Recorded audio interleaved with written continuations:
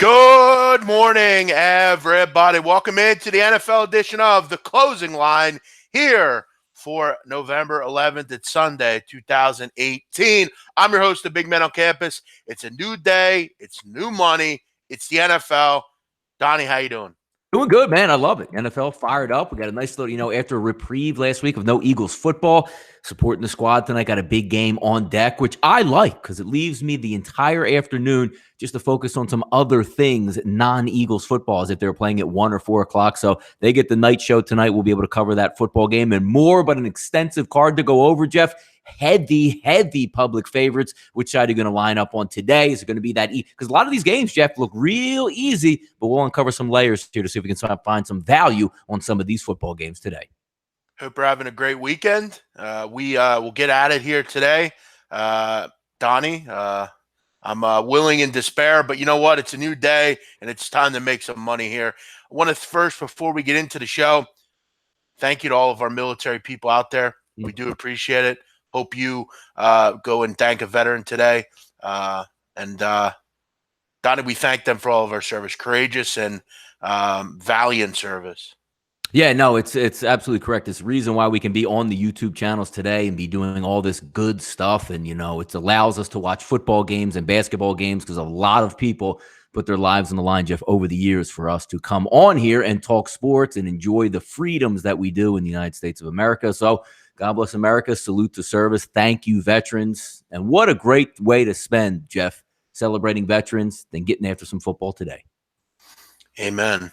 Thank you to all of you for the kind words here this morning. I know we have a couple pranksters in the chats, but we thank all of you for being great people and great Come on, let's get 500 today. We need all the pranksters. We need the haters in here. That's the only way we can get the 500 today. Let's see if we can do it. Send that retweet out there. If you're in this chat box live, your burner accounts, your hater accounts, your moms, your dads, your uncles, hit the retweet button. Get in here. Let's get back over 500 today. The only way we can do it is with everybody pulling on the same side, Jeff, right? Haters, likers, likers. We could do it. We could do it. That's what I'm talking about. All of the haters I have, I want you all in here.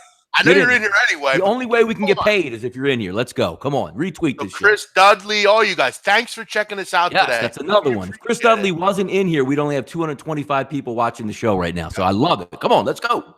Amen. Theodore McIntosh, Punjab District, Kandahar. Thanks for your service, my man. Thanks to all of you guys. Let's get the Colangelo burners. That's a good point. Let's go. Yes, we appreciate that. 242 already. Let's go. Keep it rising. Let's get into some football action, Jeff. Yeah. Donnie, we'll start it out here. 251, 252. Buffalo heading on the road to take on the Jets. Jets 7, total 38. No Sam Darnold. Josh Allen obviously out as well. Matt Barkley going to get the start today for Buffalo. Jesus Christ. Am I seeing things? Matt Barkley going to get the start today. A game that, look, the Jets are 3-6. They've been better at home, but again, keep in mind that is with Sam Darnold at quarterback. Who's quarterback? McCown? Yeah, it's McCown. Today. I was going to say McCown, the quarterback today.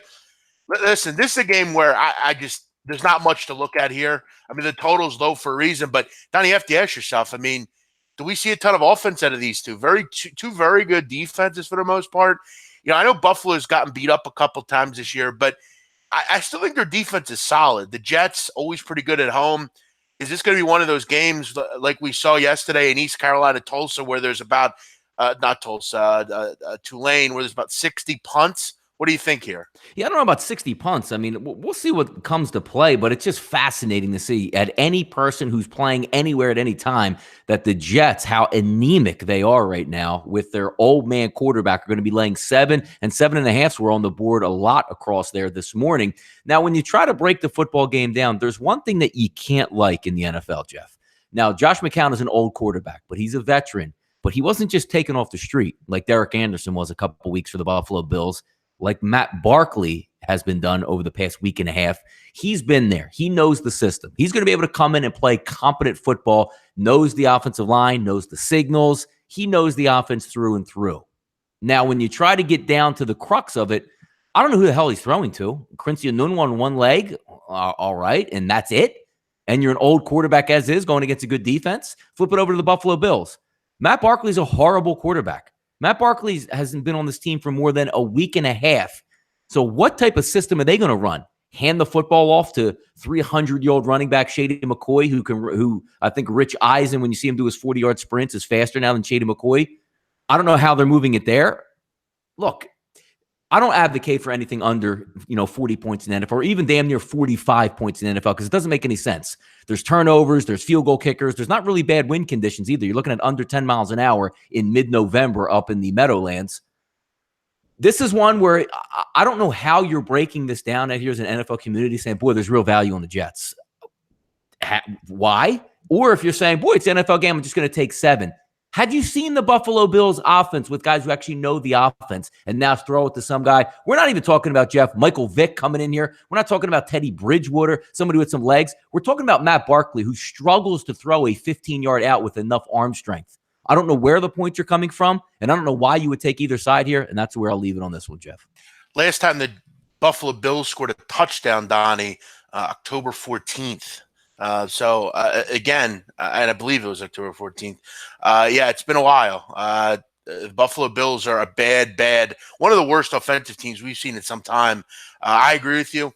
It's hard to take unders at these numbers, but again, not a game I'm on, but I don't disagree with you. Yeah, I mean, I think the Jets will have a competent offense, just because I think they'll have a guy back there that's not just going to be like praying that he A, doesn't get killed, or B, like he called the right play and people in the right positions. But honestly, like, I don't even want to spend that much more time on it. But looking at the Buffalo Bills, Jeff, on offense, how do they move the football forward? I mean, Chris Ivory, I don't think he's going to play it. I didn't see the final inactives, but he went to the hospital with a shoulder injury last week, so I can't imagine they're going to run him out there. He's going to be that effective. Shady looks slow as hell. You have nothing at wide receiver, nothing at tight end, and a quarterback that's terrible. I don't know. That's just me. I don't disagree with anything, and I think a lot of people are kind of agreeing your same sentiment here. Yeah. Not a lot to like about this game. Could be a difficult one. Sometimes the best play is no play, as they say, Donnie. Matt Barkley starting on fucking game. That shows like the revolt. Like Nate Peterman is an awful quarterback, and you're reaching down to people off the street, the Derek Andersons, the Matt Barkleys. So the NFL needs to investigate the Buffalo Bills for like treason to the city of Buffalo. This is embarrassing that this is an NFL football team that's putting its fan base through this. It's just not right. It's incompetence. Keep in mind, this is a team that let go Tyrod Taylor, took them to the playoffs. Yeah, I mean, hey, if Tyrod Taylor was there today, the game would probably be a pick'em. So how about that? No, Tyrod Taylor is 100 times better than all these quarterbacks. Oh, they're getting 7 now. What's Tyrod Taylor with 14 points? No. Yeah, I'm just saying that he's way better than everyone they have, and he at least give them a chance to win. Am I repping the Eagles today? No, I'm repping Temple basketball. Why would I have a red? What would the red shirt be? Sweatshirt be? It's Temple. But we'll see if I'm repping the Eagles a little bit later. Let's keep it moving here, Donnie. 253, 254. Cleveland hosting the Atlanta Falcons. Falcons 5.5. Total 50. Money coming in on the Browns, Donnie. And look, I don't think this is a terrible spot for them. You look at the weather, high 30s, kind of a wintry feel. Not bad wind. There's no real weather problems. Yeah, no real windy conditions, Jeff. We're some cooler windies, or some cooler spots across the NFL, but your point is right. There's not a lot of really bad wind conditions, which is amazing for November. You're always going to have wind coming off the lake there. You got winds around double digits. Not bad. I mean, I don't think anything's going to affect this game. You look at Atlanta. This team is very poor against opposing running backs out of the backfield. They've had trouble all year, and that has a lot to do with Deion Jones. You look at, though, the Browns. They're going to probably get back some players today. Demarius Randall, he should be back. Look, last week I was on the over in this game for the Browns. If you look at their analytical stats, Cleveland will look good against the pass. But if you look at, like, the down and nuts stats, Cleveland can't stop anybody. Atlanta can't either. This is kind of different, though, because there's some guys coming back that are going to help. But I look at this game and I ask myself, do I see a lot of stops here? No, I don't. And a lot of these times when these overs look too good to be true, they normally aren't. They usually come in. I don't think that this Browns defense is going to give anyone a whole hell of a lot of problems. I think Julio and this Falcon offense will move the football. I think it's a close game as usual because I don't think the Falcons Donnie, I'm not looking to ever lay points at them, especially on the road. It seems like every game they play is in the 3, 4, 2 points, something like that. I'm going to look towards the over. I'm also going to look towards the Browns getting a cover here. I wouldn't be surprised if they win at home. I think they're getting there as a team, but I'll go over. I just don't see a ton of stops. Yeah, Atlanta's a really good football team, and they should be able to put away the Cleveland Browns. But there's something to be said, Jeff, about, it's still a dome team. They're still outdoors. It's not 75 degrees. Yep, they looked really good last week versus the Washington Redskins, who are abysmal on offense. Took it to task. It was an enjoyable game to watch if you backed Atlanta Falcons. Now you move over here as opposed to being a dog on the road, Jeff. Now you're going to be a favorite and expected to win by 7 points. Can they win by 7 points versus the Browns? Yes. But sooner or later, you're going to have to get one of those really good performances out of the Browns offense. And let's say, Donnie, what the hell are you talking about? What do you mean 35 points? No, I don't mean that. I just mean like competent plays, Jeff. 3rd and 7 versus a dome team defense that's not really physical but built on speed. Converting those to Jarvis Landry. Maybe Callaway taking the top off a play here and there to sort of open up the offense. How about David Njoku actually beating somebody over the middle for a big play? Is that ever going to happen from a first-round draft pick? Or Nick Chubb leaning on him? He's been really good out of the backfield. Hand the football off. Duke Johnson, instead of taking Jeff that, 1st and 10 where Baker Mayfield wants to get all ramped up and take a shot downfield, how about we just dump it off to Duke Johnson for 4 to 5 yards and keep the chains moving here? I think the Cleveland Browns are a sneaky. I didn't bet this game, but if I'm trying to build a case for Cleveland, they're at home. You saw what you liked out of Atlanta last week. Sooner or later, the Browns are actually going to make a play. Denzel Ward's playing in this game to try to slow down Mohamed Sanu. But it's hard, man. Look, you're asking the Cleveland Browns to keep it close. You're probably asking the Cleveland, Jeff, you're right, to win this football game. I don't want any piece of it because it's just too many things. Heavy public side, on the road, dome team outdoors. You loved what you saw last week, and now we'll see what we get this week. But I'd be hard-pressed to put my money on the Cleveland Browns at any point during the season. Yeah, it's definitely a tough one. But, this isn't I don't think it's the old Cleveland Browns. There's still some kind of kick in this team. They should be able to move the ball against a pretty bad defense, as we know. But it's another tough one. I lean over. Wouldn't it be nice right now, Jeff? Look, I know it wasn't working out right here, but how about, on the outside, like he could just throw it up every once in a while to a healthy Josh Gordon. That would have helped a young rookie quarterback, no? Yes, definitely. But they let him go. And now, of course, he plays every game, surprisingly. We haven't heard from Josh Gordon, surprisingly. Donnie, he's all of a sudden kind of figured it out. Supposedly he was MIA, and we were all getting a good laugh out of that. And then all of a sudden he started the game, and there was no fake news, I guess you could say, on Josh Gordon. So hopefully gets it. But that's one player that when you have a young quarterback, Jeff, you try to surround him with weapons, not take him away. Exactly. Mm-hmm. But hey, they did the first thing by getting rid of Hugh Jackson, so they're on their way. New Orleans heading on the road also to Ohio, heading down to Southern Ohio to take on the Bengals. Saints 6, total 53. This game, Donnie's interesting. I mean, New Orleans a road favorite here. Bengals coming off a bye. There's a little advantage there. Plus, they're at home. It's what have you seen recently in the NFL? Public loves New Orleans, but you look at this game, Donnie, you get New Orleans under a touchdown. I think a lot of people are going to be on the Saints today, and for good reason. It's a good football team. Here's the thing. The Bengals also can't tackle. They're having trouble defensively. You look at Pro Football Focus, Donnie, the Bengals are the 3rd worst tackling team in the league. They can't tackle. And that's something very early you learn in football. They can't figure out how to tackle. I look at the Bengals. I think they'll struggle, though, without A.J. Green. And that's one of the reasons where I think you have an interest in the over in this game. The weather's not a problem, but then you see there's 2 things that stick out. A, the Saints are on the road. They're not in a dome. They're outdoors. And B, no A.J. Green, which you look at through the air. He's responsible for about 40% of their yards through the air. And he's 4th in the league with receptions over 20 yards with 12. So, listen, I have some concerns there, but I just look at recency bias, and I think this line looks really trappy.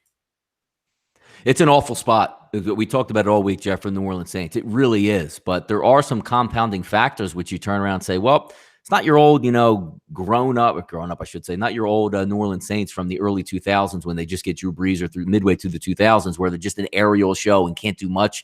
they can really get after it on the offensive side of the football in every which way that you want. And we're also talking about, Jeff, the Cincinnati Bengals defense, which lost a lot of its teeth over the past couple of years. The one thing you can really rely on is if you're going in mid-November up to Cincinnati, that you might get some windy conditions, cold conditions. Not really the case here. It is a little bit chilly. Not obviously not as warm as it would be in a dome, but still some chilly conditions. But a lot of injuries over there. They can't stop the pass. If you can't stop the run of the pass, Vontaze Burfict's going to miss this football game. You're already banged up as it was at middle linebacker, some cornerbacks down. And now you're going to say your home run threat, which can change a game at any moment and dominate against a Saints secondary that can be dominated. A.J. Green's not going to play. You just can't easily elevate, Jeff. In all sports, you have a nice number 2 combination, right? You say, Tyler Boyd, he's having a really good season. He might be able to step up and play some football. It's a lot easier when you have A.J. Green running and 3 eyeballs on him out of the 4 defensive backs when you just have to worry about beating your own man. Now the coverage rolls in your direction. You don't just pick up and say, I'm going to dominate out here. If he has a really good football game, that might show you he's on his way to being a really effective wide receiver in football. But this is the first game he's going to get a crack at where he's the number 1 guy. And I'm sure Andy Dalton's going to feel it as well. It just has the feeling to me, if you're the Cincinnati Bengals, Jeff, how would you like to play this football game? Gio Bernard's back, dump offs, mix in, try to run against the Saints defense, which they do have good numbers, but that's primarily because the Saints get in shootouts, and you can't just say, well, we're going to run the football down 14 points in the second half. You got to throw in the Saints secondary. I can see Cincinnati trying to establish the game plan. It's 6 points. That's a lot. But boy, I wish A.J. Green was there, Jeff. I'd be all over the Cincinnati Bengals. Donnie, you and I are doing very well in the NFL this year. Mm-hmm. And I've talked to you before about, obviously, Cincinnati overs are everywhere this year. But you and I have talked before, the one thing that generally keeps you off a total with them is, will Green play? And this has been the problem with A.J. Green in his career. He's always had injuries. Has he ever played a full season? I don't remember one. He has played a full season before, yeah. Doesn't seem like I'd love to know if he has, because it doesn't seem like he does. He's always injured. I'm off the total in this game for that reason. If he was in there, I would too. Yeah, Jeff, 55 and a half. It opens up at. Now you're getting 53s across the board. I think your point is good, because the two have, like the Saints, Jeff, you know how you just look at some teams ago, like the Tampa Bay Buccaneers. They're going to throw. It doesn't matter if they're playing a brick wall defense or a soft defense. That's not going to change. The Saints can morph, and so can Cincinnati now that A.J. Green's out. Can't you see more of like saying, you know what, it's going to be a physical football game. I know we can pass on these guys, but let's really establish the run. Let's get it going. I can see that. And we're not dealing, Jeff, with 43. We're dealing with 53. So I can see your point on that. Yeah, it's definitely an interesting conundrum. All 3 games here, very tough so far. Yeah, and by the way, DJ One White brought up a good point a while back in the chat box. There's some decisive games out here that just look, like, oh my God, Atlanta beating Cleveland. Buffalo I'm telling you, on the road, New Orleans. Oh my God, they're so much better than Cincinnati. You must be cognizant, and there's gonna be a lot of teasers with those 2 teams in them. Yeah. One of those 2 teams, Donnie, is going to both lose. Road, yeah, probably, or both lows, or be really close, or just barely pulling one out, because you're talking about 2 dome teams going outside of division and outside of conference on the road. So Here's a lot of interesting stuff. Yeah, and I'm going to put this out there. I think the Cleveland Browns win today. I think they beat Atlanta. I've seen this Atlanta team. I think, for one, Donnie, they're a bunch of frauds, frankly. I've seen them as a favorite. They've lost money over the years. They're negative over the last 3 years, laying points. This is a tough spot for them. I think Cleveland, I wouldn't be surprised if they win. One of those 2 teams is going to win today. Yeah, Mark my words on that.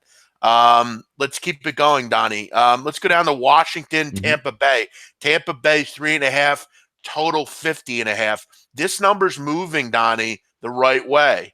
This is the one game where you look at it and say, I kind of like Tampa, but is that line moving? Tampa looks like the play in this game. Home, all the issues with the Redskins right now.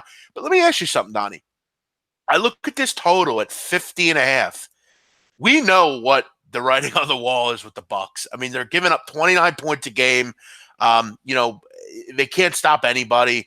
They're arguably the worst defense I've ever seen at the NFL level.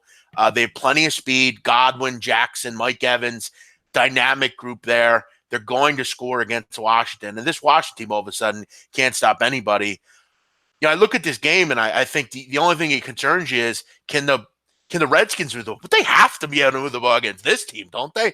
I like this defensive line for the Bucs. I think they can get to Smith. But the thing is, I just don't know that I see many stops in this game. I like the over here. Donnie. You know what's interesting? Like, normally I would agree with you, Jeff, but there's a lot more inconsistencies here because it takes time to build a passing threat downfield. And what I mean by that is when you have a really good offensive line, which through the first, 4 to 5 games, Washington did have before they got banged up, they still didn't have a downfield passing game being the Washington Redskins. Everything's going to speed up, and now being on the road, 4 out of 5 or 3 out of 5 starters down. You're signing guys off the street. You're starting left tackle or right tackle.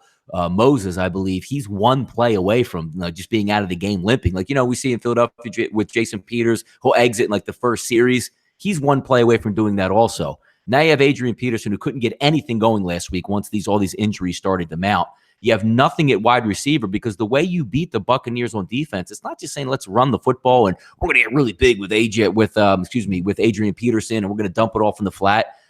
They don't have very many weapons. And with a quarterback who doesn't want to throw the football downfield, you can't just change your stripes and be like, you know what? Now's the time we attack, Jeff. We're going to get vertical. He's going to be under duress in the pocket. He's going to be rolling out. He's going to be running the football a lot, which is going to lead to 4 to 5 yard gains as opposed to incompletions on taking some big, deep shots, which would either be, flags, incomplete passes to stop the clock, interceptions or touchdowns or big plays, any one of those outlets.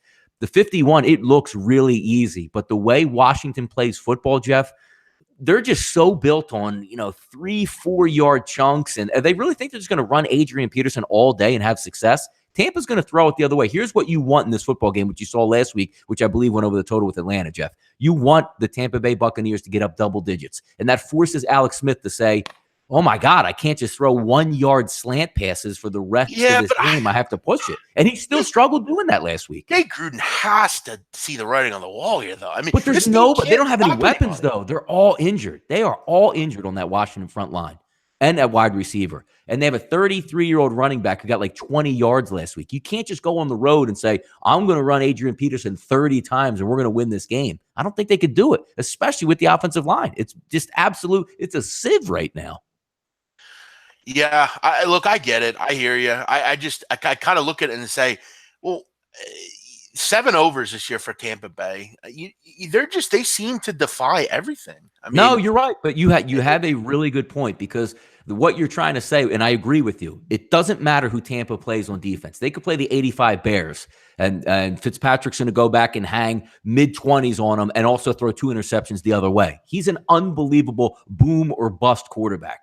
But the only problem is when you look on the opposite side of the field, I don't know what their game plan is for Washington. You know what I mean, Jeff? Like, they run play action passes to dump it off into the flat. They are an absolute anomaly in the NFL with a veteran quarterback. That's the only thing that scares me. But if you're just going to sit back, Jeff, and say, it's Tampa Bay, it's 50, I'll lay it on the line. I fully understand because what are you going to get, Jeff? 80-degree weather, 5-mile-an-hour winds. You ain't going to have any problems with that. Yeah, it definitely seems and looks like a nice spot for Tampa here.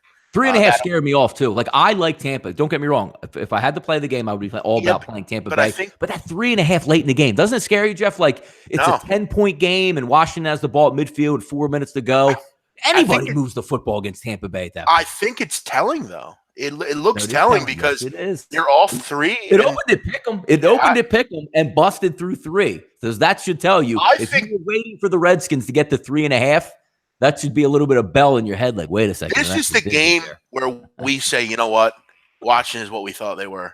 They were just really bad.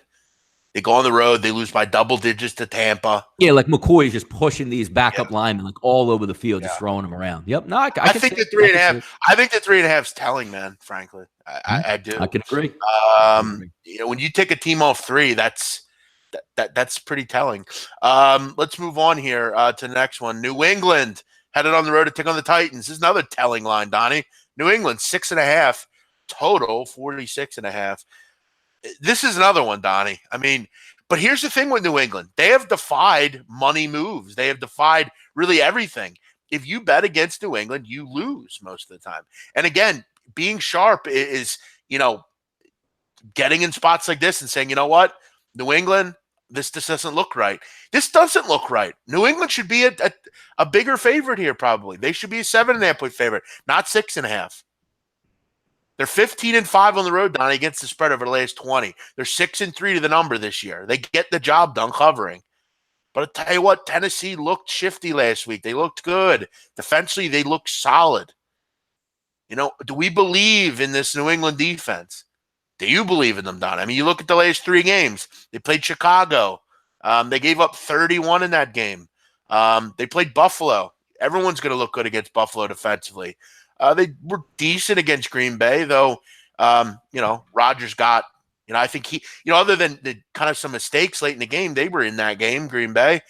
This is a tough game, Donnie, but it's just hard to bet against New England. They just always defy everything. Seems like. Yeah, no, it's a pretty tough game to get your head around because I can see the notion out there where you just say, it's Tom Brady. I'm going to roll it out there. He's going to be fine in this game. But look, it is an away game. They haven't played all that well on the road. They're not blowing teams out. Hell, half the time, Jeff, they're getting blown out on the road. Now, look, that was a little bit earlier in the season where they were banged up. They're a little bit healthier now, but you still don't have Gronkowski out there, right? You're going to be relying on Edelman, those short passes. Sony Michel is going to be back for this football game. You still have James White. So I think there's going to be opportunities to be made. But also on the other side, Jeff, now you actually have a healthier offense for Tennessee, including the quarterback who does have some mobile legs. And I do hear it all week through the channels, and you see it. Look, there's something to be said about Bill Belichick when he's going to play a mobile quarterback, how maybe he's not going to be right in the pocket where you know where he is and he can make some plays. Throwing arm getting better from that elbow issue where he couldn't feel a couple of his fingers early in the season. But they have played some tough football teams tough and pulled out some victories. You saw him at home come back against the Philadelphia Eagles. You saw him last week on the road versus the Dallas Cowboys. So the confidence is there. And I think it was one of those games, Jeff, where you're watching to see where it goes. It opens up at 7, then hangs around that 6.5 all week. That's one of the determining factors probably for a lot of gamblers saying, look, if I can get to 7, I might want to take the home dog here, but 6.5, maybe a little bit more leery. Look, just the way it goes in the NFL, Jeff. Another one of these games we talked about this week. 78% of the money on the road team opens up at 7, drops to 6.5. What is really invested for New England here? Do they want to just come in and get the win and move out, or are they invested in blowing this team off the field? The MO for the New England Patriots on the road, Jeff, is not blowing a team off the field. I'll lean on the points here. Yeah, no, I think I think you're onto something here. I've gotten to the point where I've tried to fade the Patriots in these spots because I know the public loves them. I know, I just know how it works with them. And you see a number like this, and it's like, well, I mean, no Gronk. I mean, listen, Donnie, you look at Tom Brady. Does he look like he's not the same quarterback? You know that. He looks brittle. Does he look that way to you? No, I mean, look, he's getting older. There's no question about it. He doesn't move all around that well, and this defense should be able to get after it, maybe heat up the pocket, get him off his numbers, and force those short dump-offs. But I also think, like I see a couple people talking in the chat box, it sounds kind of funny when you're talking about the Tennessee Titans, but I do like the over 46 in this football game because I think the New England Patriots always want to drive the issue. And what I mean by that is, in a game where you're playing a good defense on the opposite side, I see the Patriots come out like all of a sudden no huddle and run up tempo and they don't run the football and they're just throwing the ball all down the field. That tends to get more points in these type of situations. So if you think New England's going to win this football game and be the front runner, that's going to force the Tennessee Titans to come out of their shell a little bit and push the ball downfield. And it's decent weather conditions, a little bit on the cool side, but light wind. There should be some scoring conditions, but sometimes it is trying to hard, Jeff, to wrap around. So, I'm going to take the Tennessee Titans as an over team. I think New England can force the issue to make them do that because as I'm saying that, what was the score, Jeff, in Chicago? 38-31, and nobody expects the Chicago Bears to move it up and down the field, especially on the defense. I think there's going to be some points here. Agreed. Mr. Stubby, brittle, what the fuck? Question mark. Yeah, I mean, listen, if you don't look at Tom Brady and don't think brittle, I don't know. Look at his legs today. Look, there's more tape on his legs than in a hardware store. He looks like Peyton Manning late in his career. Yeah. Like, if I know there's so many fanboys out there that think Tom Brady is Superman, and he's the best quarterback ever. I'll never deny that. Yeah. But you have to know when someone's a little brittle. I know no one wants to adhere and agree to it, but he don't look like Drew Brees out there. Drew Brees looks like a different 40-year-old than Tom Brady does. Let's just be real with ourselves here. Doesn't he, Donnie? Come on. It's hard, man. Look, when you're a big guy, man, those knees start to give out. Look, he's an amazing quarterback and the single best football player to ever put an NFL jersey on, but he is getting a little bit older. Can he still sling it? Absolutely. But when the pocket breaks down, that it almost looks like a sloth moving to try to get out of the way. Now, the only guy slower in the NFL is Eli Manning at this point, I'll probably say. Listen, don't at me. Give me Drew Brees over Tom Brady any day of the week. Ooh, right now. I don't know about that. Don't at me either. Don't at me. I'm going to at you right now. Don't at me, dog. Don't at me. Give me Drew Brees. He's more dynamic. Give me Brees.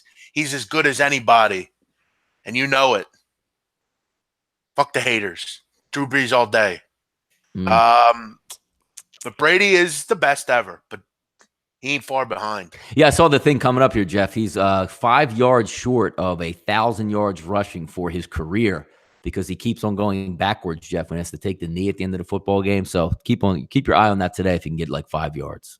M-Fam. I love when Donnie uses quarterback slug references. Sloth. That was a sloth right there. I gave you the sloth on this one. Dude, calling someone a slug is a great thing, too. It's slug. Banana slug, yes. Yep. Yeah, that's a good one. All right, let's keep it moving here. We've probably set the chat off by my Tom Brady comments. Hey, listen, by the way, to all you Patriot fans, just remember who the Super Bowl champs are, by the way. Just remember that. That's also a little salt in the wound for you. All right, let's go here. Miami. Wait, no, that's not. No, yeah, flip that. It's one of those flexed games. Keep going right down the list of one. Jacksonville headed on the road to take on the Indianapolis Colts. Colts 3, total 48. Donnie, a couple words for you here. Leonard Fournette is back, and that's big for the Jags here. Jags off a bye, Donnie, which is big. You're coming off a bye week, always very good for a lot of teams. And they're let's be real, where we saw the Jags last in London against the Eagles. They're in the game, but the offense just couldn't move the football. They had some issues defensively. People still hurt, but you get a guy like Tyler Patman back today. You still have some question marks, but Donnie, what you don't want Blake Bortles to do is you want to be able to have him complete short passes. Don't beat you. This Colts team, according to Football Outsiders, 26th in defending short passes. They don't blitz a whole lot. I think he can have some success today, but the focal point here has to be Leonard Fournette. This Colts team's very average against the run. I think he can be leaned on here. You also, Donnie, look at Jalen Ramsey. He's going to be called on against Hilton today. He has to be good. I need him to play like the cornerback he says he is. I think it's a good spot for the Jags, getting a few points on the road here. I like the Yeldon, Fournette, Hyde trifecta in the backfield there. I just, you look at over the last couple weeks, Indy's allowed 6 yards a carry to the Bills and Raiders, 9 rushes of 10 or more yards. This is an offense that has to get going. Maybe the play action fake opens up a little bit here. I like the Jags a lot in this game. Yeah, you know what, Jeff? Look, we don't play every game, but we do give our opinions on both. And that's the angle that I came with in this football game for Jacksonville. And it's built on a lot of things here. I mean, they didn't play the sisters of the poor the last 4 to 5 games. I mean, they went up against some legitimate NFL competition, got beat up in a lot of those games. But the injuries now seemingly get a little bit better. You're still without A.J. Boye, which stinks, because if he was in this game and fully healthy, that's a completely different Jaguars defense that just says, look, we have 2 cornerbacks. It's lockdown city. Now we're just going to feast and eat you alive in the pocket, and you're not going to have these dump-off throws because we don't even have to blitz because of how good these cornerbacks are in the secondary. So you're going to miss a little bit of that. But the one thing that kept me off actually laying the wood on this game for the Jacksonville Jaguars, I would have loved to have seen getting 3.5. I think that would have been big. I do like Leonard Fournette's back, Jeff, but this is one of those games where coming during the week, I was trying to make a case for the Jacksonville Jaguars because they have a powder keg in their locker room right now. I mean, they're ready to like one of those Nathan Peterman. If we lose today, Blake Bortles better not even get on this plane back to Jacksonville. Like, I don't even want to look at him or see him or do anything. Also, you had the fighting, and you see them going over, and you let you know how serious they are right now about winning games, going over to London and partying, 36 hours beforehand, popping bottles, spending 50, 60 G's or whatever it was in clubs, not really caring as if it was a business trip to go win a football game. It was almost like a vacation, and they got beat. Now they come back home. Now you can rekindle, Jeff. You can get back in and say, look, the second half of the season starts now. Let's go on and get a division win. We'll see where we end up. I hear that. And I think Jacksonville's going to be very game today. Leonard Fournette comes back is huge for Blake Bortles. I think they can do some things to expose that Indianapolis secondary. I would have liked it a lot better, Jeff, if this game was at home as opposed to going to Indianapolis. But just that one little, spark in that locker room, which could just throw it completely off if Blake Bortles goes out and has a bad first half, was enough to keep me on this football game. But if I had to make a wager, I would take the points with the Jacksonville Jaguars. I think they show up today and give a really good effort. Now, if they lose this game, watch out the rest of the year because everybody's just going to be trying to beat on each other. Jags get it done today. You can mark that down. Donnie, I want to say something before we move on here. Chris came in and just said, great show. And I do want to congratulate everyone. This is a great show. Donnie and I are just like all of you. We get up. We don't go to some office. We're just like you. We walk down. Donnie's got his wife nagging him. I got some broad nagging me. It's just a thing. We have the same lives as you. But we come in here. We chat football. I think we do it better than anybody. And no matter what we're doing, whether we're winning, whether we're losing, everybody in here provides something. And Donnie, I'm happy to be on here doing this. It's fun to do it every Sunday or Saturday. People enjoy it. And I think it's one of the best shows in the business. I don't come in here with a suit on. I don't come in here with sunglasses on to look like, Billy Walters or Matt McConaughey or something. It's a fun show to do, and I'm happy to do it. Yeah, and pretty soon we'll be breaking down the baseball cards. So enjoy these football cards while you have it. And it's a lot of fun to go over, and we can all engage in everything because it changes quickly. And here we are, Jeff, midway through the season already. Does time fly? I'm looking at some NCAA football games, Jeff. Some teams with 2 games left. I mean, what the hell? Where did it go already? Why can't it go all year round? But hey, these are the good times we got to enjoy. Hey, Mom, I'll be outside in a second. Stop bothering me. I'll be at breakfast. Don't worry. Hey, Donnie, my mom's bothering me. Sorry. There you go. Get out of here. Get out of the basement. Get out of here. Come on, Mom. I'm busy right now. Thanks to all of you for listening. All of you guys. Chris Dudley, all you guys. You guys are the best. All you haters. I love you. Thanks for watching me. You benefit me, and I appreciate it. Let's keep it moving here. Yeah, Mom, I want meatloaf for dinner. Donnie, tell her I want meatloaf for dinner. Mom! The meatloaf. Fuck. What is she doing? Yeah, I don't know. She's just in there. I don't know what she's doing. Let's move on here. Oh man, dude, listen, Donnie. I sometimes wish I lived with my mom. I sometimes do wish I did. I wish I was 18 and again and did make that decision to leave. My mother cooked for me. Look at me. I'm a fat fuck. You think if I lived with my mom, I'd be this fat? Bigger, maybe, right? Yeah. Come on, man. I wish I lived with my mother still. I wish I didn't make that decision when I was a kid. I love my mom too much, but I could never live with her past the age of 18. Trust me. If I lived with my mom, you all would know it. Let's keep it moving. We got to get to the next game here. What is the next game here, Donnie? It's the Detroit Lions. Oh, there it is. Chicago Bears. Bears laying 7. Total 44.5. It's a tough game for me, Donnie. I really want to hear your opinion on this. I mean, I think you have, you look at Chicago, defensively very good, but still, is Khalil Mack back? Is he good? Khalil Mack is playing fully healthy and expected to dominate, as what the Chicago Bears coaches are saying, Jeff. No Darius Slay. That's a loss. LeGarrette Blount and Kerryon Johnson are all are they in? They're limited. I didn't know if they were in or not. What do you like in this game? Yeah, you know what? Early in the week, I'm saying to myself, this is the perfect spot because in the NFL, Jeff, you like to buy low options. You just saw last week. I mean, I had Minnesota and just partied. It was great. They just buried Matthew Stafford every single chance they get. And Minnesota didn't even play that well on offense, able to easily cover that point spread. Now flipping it over this week, so you know what? Going to go outdoors. Maybe the Chicago Bears offense really isn't all that's cracked up to be, but everything that you look at sort of goes against you during the week when you're trying to break down and take the Detroit Lions.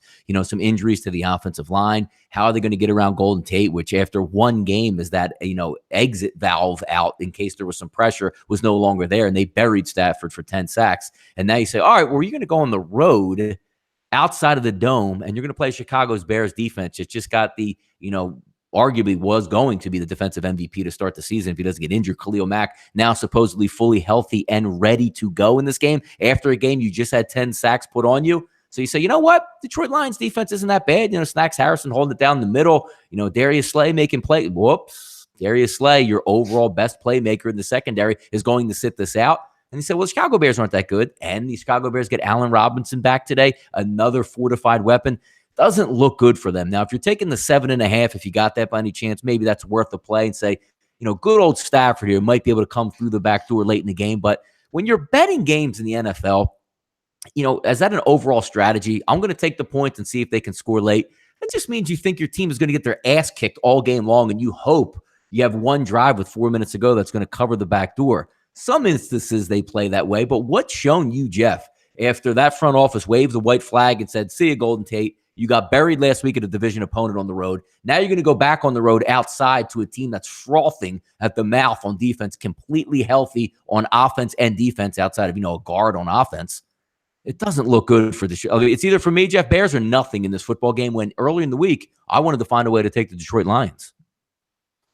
Agree. Couldn't have said it better myself, Donnie. Tough game. Last 1 o'clock game, got the Chiefs hosting the Arizona Cardinals. Chiefs 16, total 49.5. And what do you say about this one? It's an offense that no one thinks can score against a team that scores 40 points a game, it seems like sometimes. But again, we're back to the old, talk about before. Does everything look too good to be true this week? Do you have to overthink things? I want to start with you, Donnie. What do you think about this game? It's an awful. It's something that I'd never really throw my hat in the ring on. When I see a line that high, I know the old adage is that's way too many points, 10 points or more in the NFL. I mean, that's been debunked multiple times. It's nice to get that many points. And then you're saying it's too many points because why? Again, we get in that same thing. How about if Arizona is down 21 in the fourth quarter? Is Josh Rosen going to put it all together? Does David Johnson be like, you know what? It's so important if we get this last touchdown in to close the gap and get it within 2 touchdowns. Typically in the NFL, they don't really give a damn about that. Maybe college kids, who like the third string kid gets in, he's really excited. But professionals just say, you know what? This game is over. I don't want to get hurt. I just want to go home is typically what it is. 16.5, a lot of points in the NFL.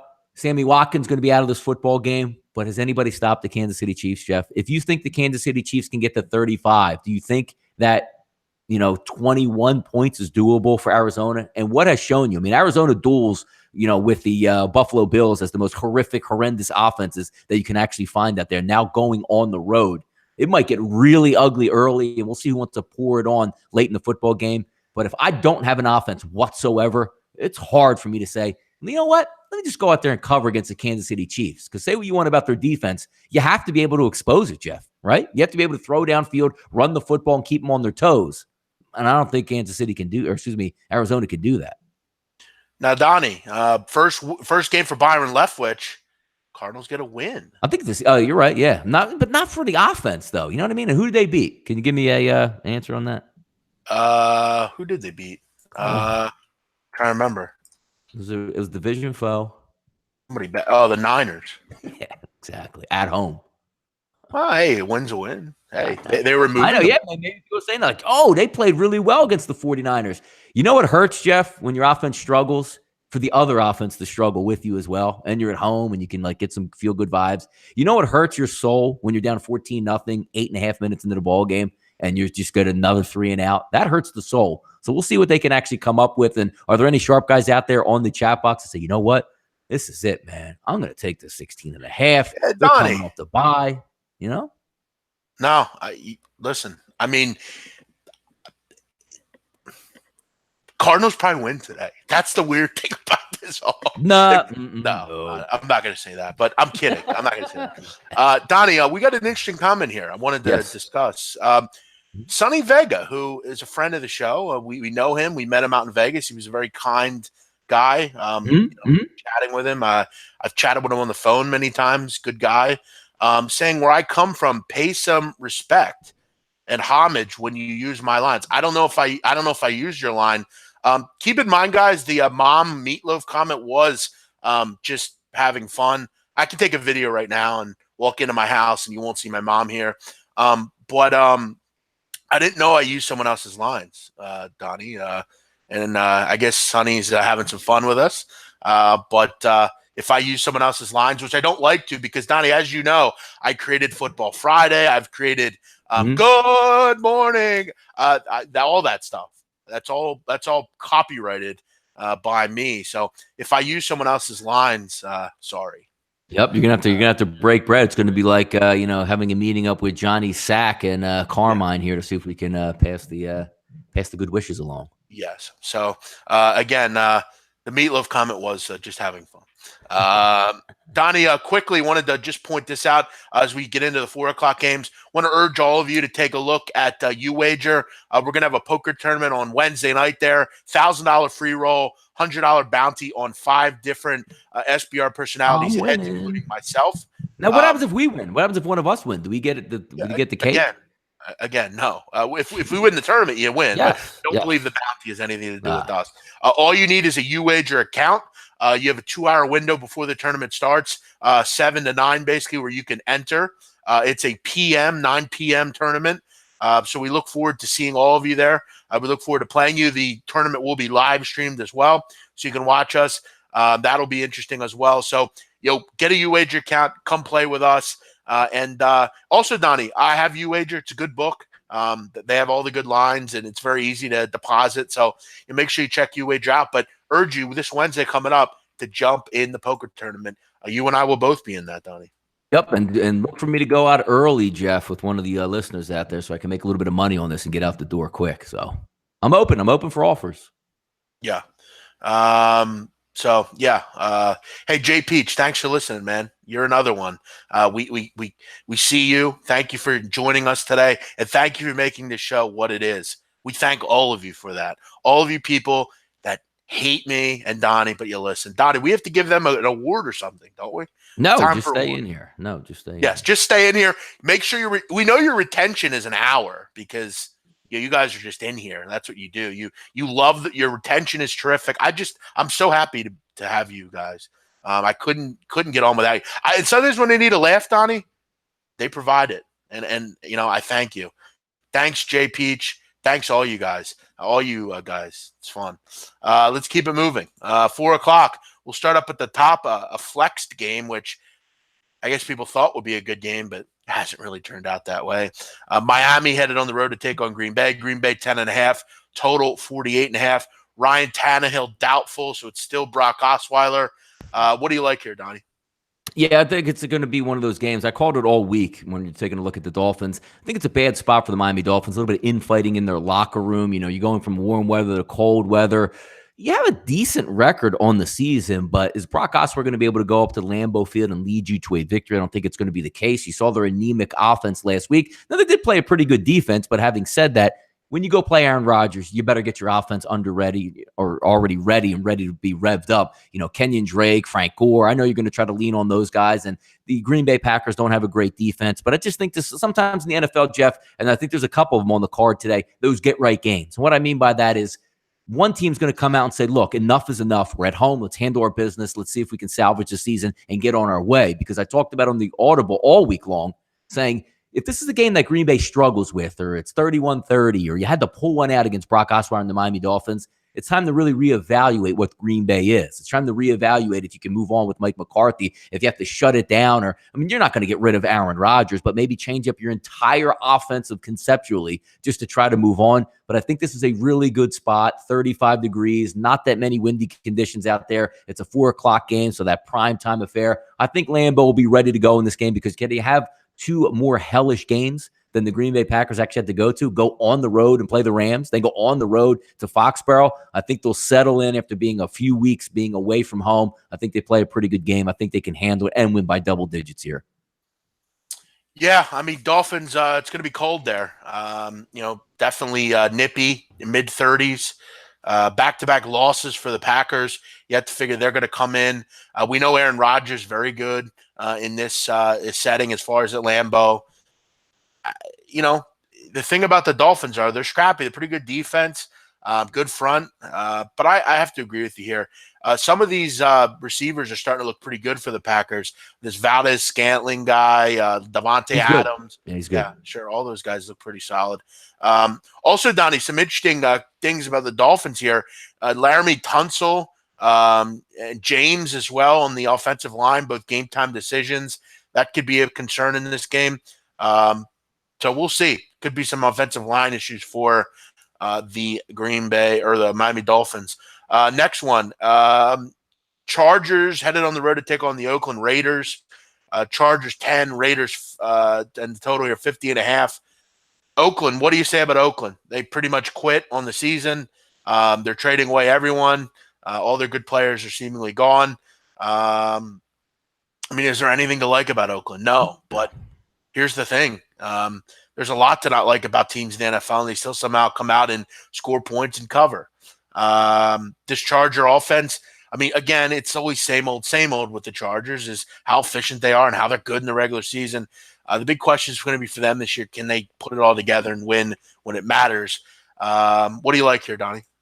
I don't like the Oakland Raiders, but there are some interesting caveats to this football game. And you're still looking at about a division game that's 10 points. What was the earlier game? 26-10. One team should roll, but we have seen the MO of the Chargers sort of get a little bit loose with your money and, allow teams to come in through the back door late, or you have those ridiculous, missed kicks, extra points, 35-yard field goals that tend to catch up with you. And also, you're looking at the wildfires in this game, which there was a report this morning that they were just about to move this football game to Dallas and play it on Monday night. So maybe some air quality issues up there. Teams just looking to get in and out, and what's the fans going to be like in this football game? So there's a lot of moving parts here. But having said that, you'd be hard pressed to think that the Oakland Raiders, after they're showing the past couple weeks, really want any smoke, as we like to say, in these type of football games. It looks to me just like a Charger blowout and runaway, but I don't know if that air quality or the fires being close or have any effect on this outcome. But look, 10 points in a division game on the road is a lot. But the Oakland Raiders have quit already, so there's something to be said about that. We got one or two more here. Seattle, LA 9, total 51. Another game where, the wildfires have affected the team. Also you have a terrible tragedy that happened in LA as well this week, right down the road from the Rams facilities. A lot of things going on for the Rams here. Donnie, you look at football as a way to fix the wounds and just get away for a minute. Rams should be high on emotion here today. The facing a team in Seattle that has been able to put some points on the board lately. Defensively looking good, but again, this is a different animal. Rams off a loss. I think there's points in this game, Donnie. No, me too. I do think there's points in this football game. If you saw 33-31 in that first game, and there's a lot of stuff where I like to cap games and take a look at situational type wagers. The Rams going up to Denver. Denver couldn't counterpunch. It was cold weather, down a couple wide receivers. They just, leaned on Todd Gurley. And Denver couldn't make a comeback in that football game. But you saw the early game. Pete Carroll had a great game plan together, ran the football a lot with read option to free up, obviously the running game and the passing game. They were able to go toe-to-toe in that first game in Seattle, and they were much more banged up. Now, they're a little bit healthier here on defense, the Seattle Seahawks. But the way to beat both of these football teams, you're not just going to bang your head against a wall. You want to try to take advantage and take some deep shots here. It's Los Angeles, Jeff. What are we looking at? Low 70s, light windy conditions. It's going to be really nice out there. And when you're talking about the Rams, Jeff, does it really matter what defense lines up against them? They're going to dial it up. And what I said earlier from the previous shows, keep in mind also in that first game, I got burned on that first game. I had -7 on the road. I thought the Rams would completely take the lid off Seattle and end their season, but Seattle did bow up. They still lost the football game, but played very well. Came down to a 4th down conversion late in that ball game to actually get the win for the Rams. But keep in mind, you played half of that football game without Brandon Cooks and Cooper Kupp, two huge components that are healthy and playing today. So I think there are going to be some points in this football game, and I'm not going to be surprised if Seattle keeps it close, Jeff. They tend to do that. Yeah, no, I think you're onto something there. It could be a shootout, maybe 31-23, something like that. Some kind of score like that. Dottie, let's get to the 8:00 game here. Eagles Cowboys. Eagles at home, off a bye, wearing black jerseys. Eagles win by 50. What do you think? No, I would like that if that actually were to be the case. Should be a good football game tonight. Two division teams, Jeff, 7.5. Now looks like Chris is showing -7, -119. I was surprised it crossed over that threshold to 7.5 being at the division game. I mean, Dallas is still going to be able to play good defense, but they do lose Sean Lee, and that's something you can't just shake a stick at. We've all seen the statistics, Jeff, when Sean Lee doesn't line up on defense for the Cowboys, but they do have a formidable secondary. But now you get the addition of Golden Tate. It would have been nice if the Eagles had Darren Sproles in this football game to sort of complete that package and have everything that you needed. A 3rd down lineup with Nelson Aguilar, Golden Tate, Alshon Jeffrey, Zach Ertz, and Darren Sproles at the game at the same time. You're getting a little bit of a miracle here, some healing waters, Jeff, that you're going to have both of your starting tackles in the football game today. Lane Johnson expected to go at right tackle, and obviously Jason Peters on the left side. So everything should be intact for an Eagles victory tonight. I think you will see some points in this game. I think the Eagles will be able to open it up a little bit, and Dallas has heard the footsteps, from the Grim Reaper coming down, firing everybody and changing the entire composition of the offense. I think they'll try some things to try to loosen up the passing game. No Jalen Mills, no Sidney Jones in this football game for the Eagles. So there will be some double moves to be had by Amari Cooper. So I think you're going to get some points in this football game, but I can't bet against the Philadelphia Eagles in this spot. Couple things to keep in mind, Donnie. People love this offensive line for Dallas, but the truth of the matter is they're not very good. They're struggling, giving up a lot of sacks. They've had some issues without Travis Frederick and others. Also, David Irving, Randy Gregory might not play for the defensive line in this game. That's some loss. You mentioned Sean Lee. Don, I wanted to bring up something I saw in Bet Labs. Just a little, just a trend, because trends are interesting. Sometimes they don't mean a ton, but I think this one is really indicative of this game. Under Jason Garrett, Donnie, on short week, 6 or fewer days to prepare, Cowboys 2-14-1 against the number. They failed to cover in 12 straight games like this. You look at Doug Peterson. Under Doug Peterson against an opponent on short rest, he's the most profitable quarterback or a coach in the NFL. 6-1 in those games, covering by at least 9 points. So again, that's a pretty indicative stat, Donnie. Jason Garrett has not done a lot well or correct in Dallas. And it just continues to emphasize his inability to prepare his football team. Now you're on the road. It's cold. That Lynx can be rocking tonight. The Link is going to be they're feeding for football. We've been off. It's been a bye week. You're getting some good news. Golden Tate's in. A lot to like right now with the Eagles. No wind out there, too, by the way. I mean, just looking through, yesterday was very windy and chilly in the city of Philadelphia. It will be chilly. It'll be around 40, high 30s at game time, but there's not going to be any wind. So kicking game, passing game should be full go for both of these ball clubs. No issues there. Yeah, no, I'm interested tonight in the Eagles. I'm looking forward to them. I'm looking forward to this game. Dallas week's always a fun one. And Donnie, Jimmy Butler's a Sixer. How about that? We badmouth Jimmy Butler for a while. Yeah, it's funny. It's funny how it changes there, because you figured it would have been, if you tried to get Jimmy Butler, you would have to trade Ben Simmons and a first-round pick or 6 first-round picks, and all of a sudden it turns into trade your trash for a guy who's an all-star who might work out for you. It was kind of interesting the way it does swing, yes. Let's get some picks here, Jeff, before we get out of here. How about you? I'll let you go first here. Looking at anything in these 1 o'clock games that the public can feed off of before we get back here at halftime for the closing line halftime edition? I'm going to go with the Bucs, -3.5 against the Redskins. I think it's a telling line. I think it's a telling football game that they're, again, this much of a favorite against a Redskins team that a week or two ago we were talking about, maybe being a player. I think the Redskins are going to struggle at times to move the football. And look, I just need Tampa to be good enough on defense, which is a tough ask, but I think this number is telling. I'll go Tampa. Yeah, I'm going to buck a little trend here, Jeff. I'm going to go with the over in New England and Tennessee. I just think New England's going to be able to carry the issue today and force Tennessee to make some plays and not just sit on the football. So I'll go over 46.5. Folks, that's been it today for the closing line kickoff edition. Keep in mind at halftime, we'll be back on the air. We'll go over some 4 o'clock action, see if we can pick out any things, or if you just want to shoot off where you're angry at what didn't go your way in the first half of the football game, see if we can salvage it for the second half. So thanks for joining us today. Over 460 at one point here watching live. We need to get to that 500 mark. We'll certainly be able to get that before this season is out. He's the big man on campus. I'm Donnie Rightside. Thanks for tuning in to the closing line kickoff edition. Join us here at halftime, and we'll certainly get those alerts out and have some fun on the halftime edition of the closing line, folks. Take care. Thank you.